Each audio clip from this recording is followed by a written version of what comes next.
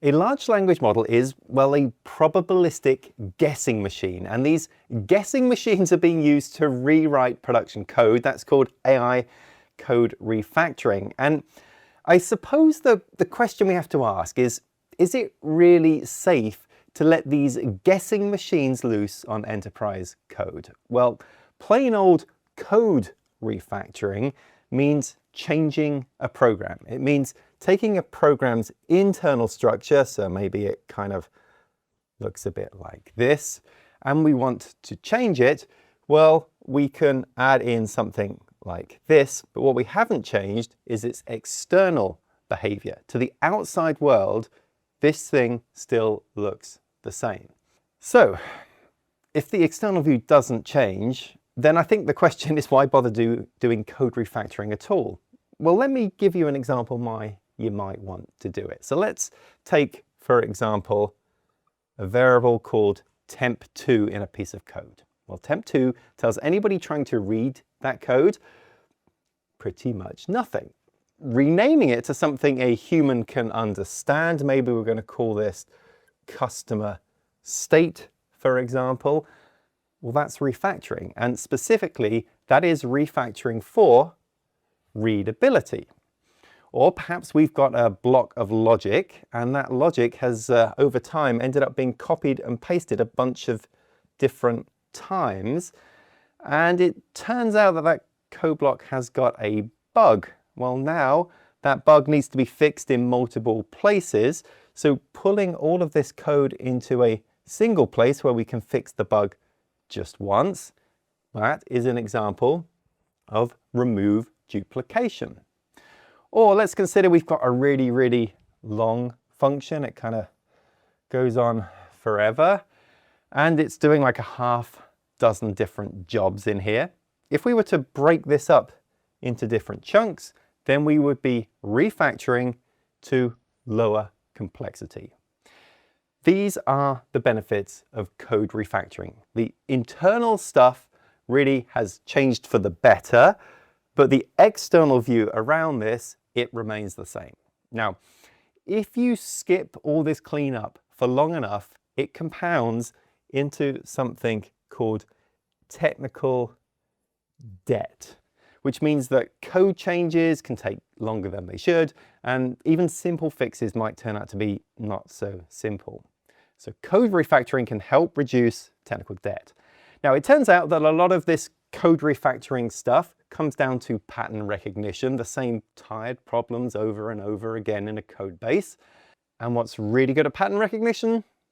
AI, right? AI models. Now, we'll get back to those concerns about deploying those AI models, aka probabilistic guessing machines, to make changes to production code in a bit.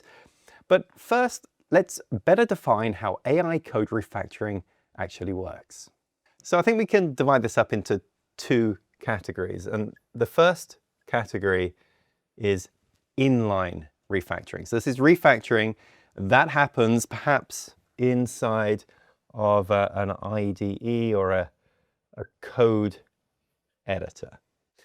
And here this happens working alongside a developer as they type in this code editor. So maybe it spots a clumsy variable name, like, you know, temp2, and it suggests a better one, or the developer perhaps highlights a block of code in the IDE, and then the tool kind of offers to pull it out into its own function, something like that. So inline refactoring is for small local fixes, and it happens directly in the code editor. So that's inline. And then really the other type, which is a bit more recent, is agentic refactoring. Now, what makes refactoring agentic? Well, instead of suggesting one edit at a time, the agentic tool gets handed a goal. Now, this is something like upgrade this library to the latest version. That'd be a good goal. But it might also be something quite a bit more vague than that, like just clean up this whole module. Well, with the goal set, agentic refactoring goes off and it works the problem across the entire code base on its own. So what's happening here that's different to inline is this is autonomous. It's running by itself, and it takes advantage of an agent's ability to pattern match and keep a large code context in mind as it goes ahead and makes its changes.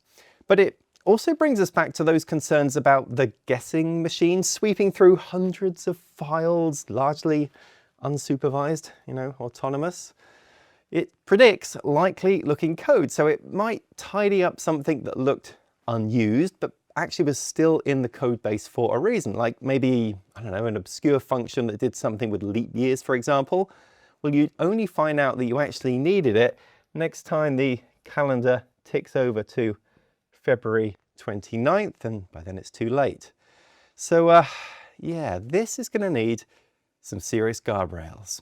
So let's talk about those guardrails. Agentic refactoring manages the risk by working as a loop. So I'm going to draw this as a circle because the agent moves through the same steps in order, round and round until the job is done. But different agents, they might work slightly differently. But this is more or less kind of how it works. So in the center, as I mentioned, what do we start with? We start with a goal that has been provided by the user. So the human developer has handed the agent some kind of goal to achieve. Might be upgrade the library, might be clean up the module, whatever it is. Okay. Now the process starts with a plan. So the agent works out an ordered list of steps of what it needs to change and in what order, and it's going to keep updating that plan. Now to help make the plan, it has to do a read operation, which is to say it opens the files involved and then maps what's in them, like the functions in those files and the classes and kind of how they all fit together. Then it goes into a search stage. Now, search what exactly? Well, the agent searches the rest of the project and the libraries that the project depends on for related code. So if there's a function that gets called from a bunch of other places, then it's the search stage that's going to find all of those calls. Now we've got, at this point, the context pretty well established, so the agent moves on to the next step, which is report. So it comes back with findings ranked from high priority to low, each with its own reasoning. So a finding might read something like, hey, this function here is ignoring exceptions, that's going to hide failures in production, so here's the suggested fix. That would be a pretty useful entry in a report. Now, so far, our human developer hasn't done much beyond just setting this goal. Remember, this is autonomous. But this is where the humans re-enter the loop, basically picking which findings the agent should fix from that report. So typically, at this point, we would have some level of human approval.